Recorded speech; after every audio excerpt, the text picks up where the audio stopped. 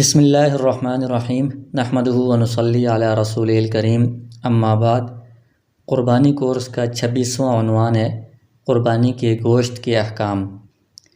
قربانی کا اگر بڑا جانور لوگ ذبح کر رہے ہیں، اس میں ایک سے زائد شریک ہیں، تو اس کے گوشت کو وہ آپس میں تقسیم کرنا چاہتے ہیں، تو اس میں ضروری ہے کہ وہ وزن کر کے برابر سرابر تقسیم کریں۔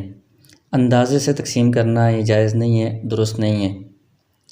اگر صرف گوشت کو تقسیم کیا جا رہا ہے تو اس میں وزن کر کے پورا برابر سب جتنے بھی شرکاء ہیں ان میں تقسیم کرنا ضروری ہے۔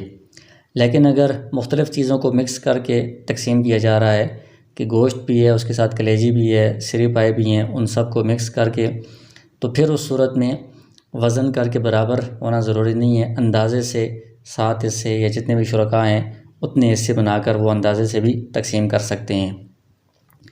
اور اگر زیادہ شرکاء ہیں لیکن وہ اس گوشت کو تقسیم نہیں کرنا چاہتے، یا وہ کہتے ہیں کہ سارا کا سارا گوشت یہ فقراء میں تقسیم کر دینا چاہیے، صدقہ کر دینا چاہیے، تب بھی یہ ٹھیک ہے، وہ سارا اکٹھا گوشت ہی صدقہ کیا جا سکتا ہے تقسیم کیے بغیر۔ اور پھر جو قربانی کا گوشت ہے یہ کس کو دیا جا سکتا ہے؟ تو اس میں امیر کو بھی دیا جا سکتا ہے جو مالدار ہے، غریب کو بھی دیا جا سکتا ہے، جو سید ہے یا غیر سید ہے ان سب کو دیا جا سکتا ہے۔ اسی طرح اگر غیر مسلم کو دینے کی ضرورت پڑے، پڑوسی ہے اور وہ مستحق ہے، غریب ہے، تو یہ قربانی کا گوشت غیر مسلم کو بھی دیا جا سکتا ہے۔ اور اس میں قربانی کے گوشت میں یہ مسئلہ ضروری ہے کہ اس کو فروخت کرنا جائز نہیں ہے۔ جس کسی کو بھی دیا جائے گا یہ ہدیے میں مفت میں دیا جائے گا، اس کو پیسوں کے بدلے میں فروخت کرنا یہ بالکل جائز نہیں ہے۔ اسی طرح یہ جو قربانی کا گوشت ہے اس کو کسی کی اجرت میں دینا بھی جائز نہیں ہے۔ جیسے جو ذبح کرنے کے لیے آیا ہے اس ذبح کرنے والے کو اجرت کے طور پر گوشت دے دیا جائے اس میں سے کچھ، یہ بھی درست نہیں ہے، جائز نہیں ہے۔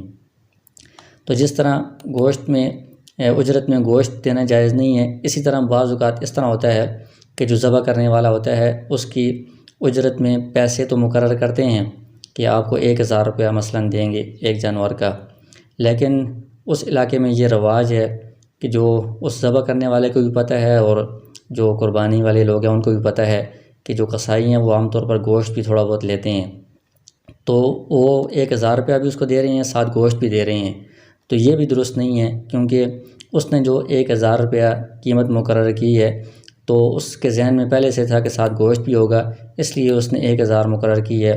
اگر گوشت نہ ہوتا تو وہ ہو سکتا ہے کہ 1200 قیمت مقرر کرتا۔ تو اس سے پتہ چلتا ہے کہ یہ جو گوشت ساتھ لیا جا رہا ہے یہ بھی اجرت کا ہی ایک حصہ سمجھ کر دیا جا رہا ہے، تو اس صورت میں بھی یہ گوشت دینا اس کو درست نہیں ہوگا۔ جو قصائی ہے یا کوئی بھی خدمت کرنے والا ہے، کام کرنے والا ہے، اس کو الگ سے اجرت دینی چاہیے، پیسے دینے چاہیے۔ اس جانور کا کوئی حصہ، یہ کھال یا گوشت یا اور چربی وغیرہ کوئی بھی چیز اس کو نہیں دی جا سکتی۔ اور پھر اس گوشت کو کس طرح تقسیم کرنا چاہیے؟ تو اس میں بہتر یہ ہے، مستحب یہ ہے کہ گوشت کے قربانی کے گوشت کے 3 حصے کیے جائیں۔ ایک حصہ اپنے اہل و عیال کے کھانے کے لیے اور ایک حصہ اپنے رشتہ داروں کے لیے۔ رشتہ داروں میں جو غریب ہیں وہ زیادہ مستحق ہیں ان کو بھی دینا چاہیے، اور جو امیر ہیں ان کو بھی اگر دینے کی ضرورت پڑے تو ان کو بھی دینا چاہیے آپس میں صلہ رحمی کے لیے۔ اور تیسرا حصہ غرباء اور مساکین کے لیے، اپنے علاقے کے یا دوسرے علاقوں میں جو مساکین فقراء ہیں ان کو یہ گوشت ایک حصہ پہنچانا چاہیے۔ یہ زیادہ بہتر ہے، مستحب ہے۔ اگر کوئی شخص ایسا ہے کہ وہ سارا گوشت قربانی کا اپنے اہل و عیال کے لیے رکھ لیتا ہے تو یہ جائز ہے، یعنی اس کو ملامت نہیں کی جا سکتی، یہ اس پر گناہ گار نہیں ہوگا، لیکن یہ مناسب نہیں ہے، بہتر نہیں ہے۔ بہتر یہ ہے کہ کم از کم 1/3 حصہ صدقہ کر دینا چاہیے، فقراء اور مساکین کو دے دینا چاہیے۔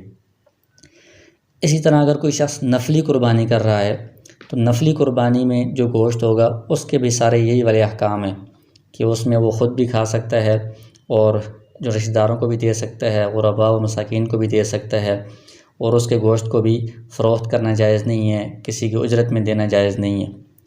لیکن ایک صورت ایسی ہے جس کا پہلے بھی ذکر آیا ہے کہ کسی میت نے، جو شخص فوت ہوا ہے، اس نے مرنے سے پہلے وصیت کی تھی کہ میرے جو ترکہ ہے، مال ہے، اس میں سے آپ نے قربانی کرنی ہے۔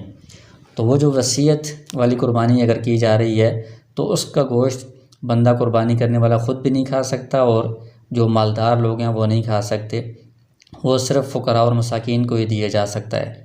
لیکن اگر کسی نے وصیت نہیں کی، کوئی بندہ بعد میں خوشی سے اپنے مرحومین کی طرف سے یا کسی اور کی طرف سے قربانی کر رہا ہے، نفلی قربانی، تو اس کا گوشت کا وہی حکم ہے جو عام قربانی کا حکم ہے، کہ وہ خود بھی بندہ کھا سکتا ہے، مالدار لوگ بھی کھا سکتے ہیں، اور غرباء اور مساکین کو بھی دیا جا سکتا ہے۔